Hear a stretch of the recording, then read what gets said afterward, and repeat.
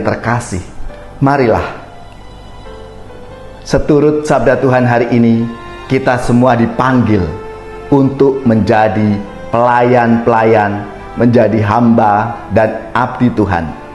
Dalam kehidupan kita, mulai dari keluarga kita masing-masing, komunitas kita, lingkungan, gereja, dan masyarakat, untuk mengabdi, melayani Tuhan dan sesama kita. Saudari-saudaraku yang terkasih, berjumpa kembali bersama saya Inspirasiku di Antara.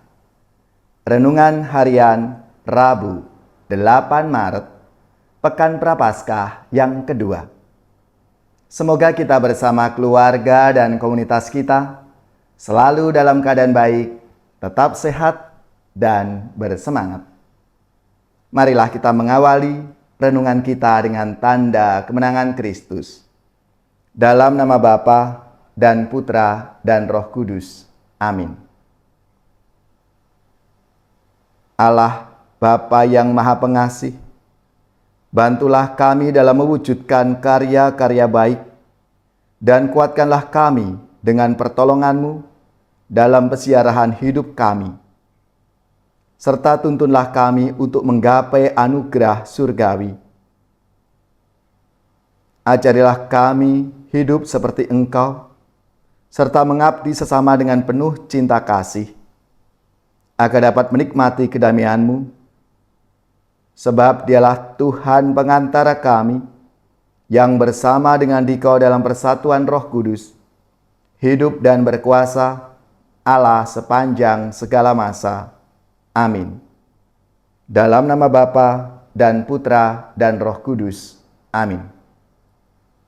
Inspirasi kita hari ini dari Injil Suci menurut Matius bab 20 ayat 17 sampai 28. Marilah kita siapkan kitab suci kita masing-masing. Kita akan membaca bersama-sama lalu merenungkannya. Pada waktu Yesus akan pergi ke Yerusalem, Ia memanggil ke-12 murid-Nya tersendiri dan berkata kepada mereka, "Sekarang kita pergi ke Yerusalem dan Anak Manusia akan diserahkan kepada imam-imam kepala dan ahli-ahli Taurat, dan mereka akan menjatuhi Dia hukuman mati.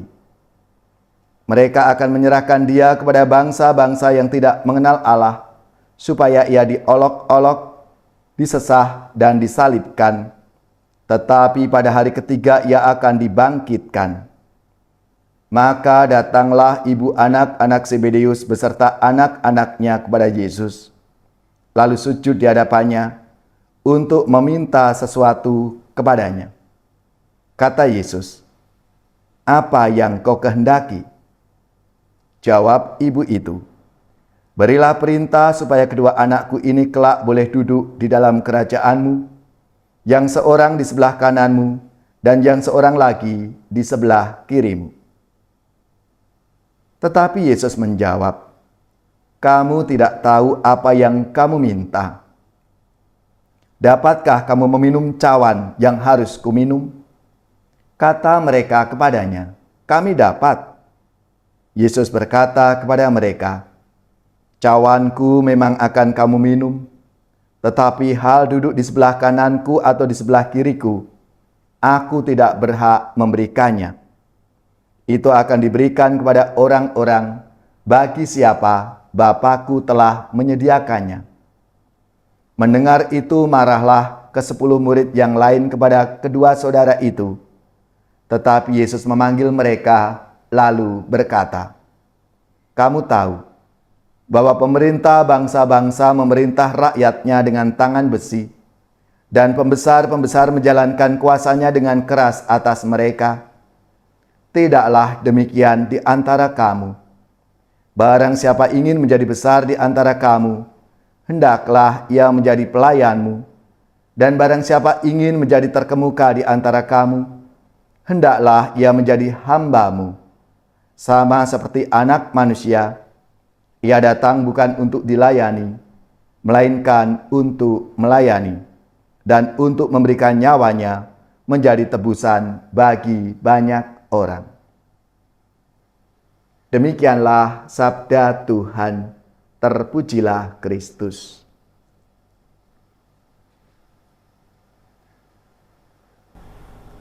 Saudari-saudaraku yang terkasih, menjadi besar sering disamakan dengan jabatan, kuasa, pengaruh, dan lain sebagainya. Punya kuasa ada hak memutuskan sesuatu, atau bahkan menentukan nasib orang lain. Lain kriteria duniawi dibanding dengan kriteria yang dipakai oleh Tuhan Yesus. Dalam sabdanya, Yesus mengatakan, "Barang siapa ingin menjadi besar di antara kamu, hendaklah ia menjadi pelayanmu. Hendaklah ia menjadi hambamu." Saudara-saudariku yang terkasih, Yesus mengingatkan bahwa yang utama bukan mencari kuasa, melainkan melayani. Dengan ini konsep para murid akan arti kehormatan dan kuasa itu dikoreksi. Waktu itu, ibu anak-anak Zebedeus memohon agar kedua anaknya itu boleh duduk kelak di sebelah kanan dan di sebelah kiri dalam kerajaan Allah. Prinsip hidup orang Kristiani kurang mengenal yang namanya ambisi berebut kuasa. Tetapi yang ada adalah berlomba, mau berbuat dan melayani untuk kebaikan bersama. Masa Prapaskah adalah kesempatan bagi kita untuk menyadari panggilan dan tugas pelayanan sebagai murid-murid Yesus. Masa kali ini adalah saat pemurnian hati dan pikiran kita yang tercermin dalam sikap dan perilaku. Kita diajak masuk dan merasakan penderitaan bersama Kristus dalam setiap orang, dalam setiap situasi yang kita alami dalam kehidupan kita sehari-hari. Saudari-saudaraku yang terkasih, marilah seturut sabda Tuhan hari ini, kita semua dipanggil untuk menjadi pelayan-pelayan, menjadi hamba dan abdi Tuhan. Dalam kehidupan kita, mulai dari keluarga kita masing-masing, komunitas kita, lingkungan, gereja, dan masyarakat untuk mengabdi, melayani Tuhan dan sesama kita.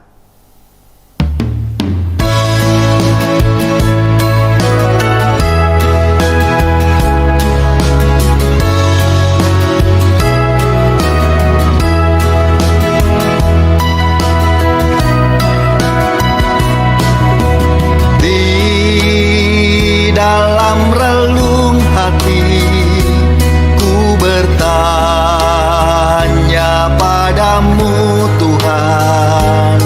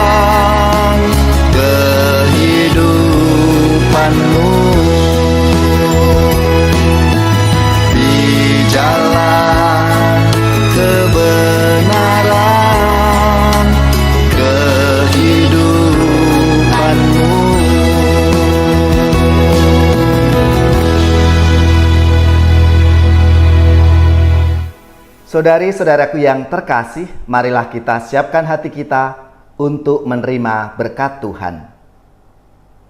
Semoga saudari-saudara sekalian, keluarga-keluarga, komunitas kita, orang-orang yang kita doakan, mereka yang sakit, yang menderita, seluruh tugas, belajar, pekerjaan, usaha serta karya pelayanan kita dibimbing, dilindungi dan diberkati oleh Allah yang Maha Kuasa, Bapa dan Putra dan Roh Kudus.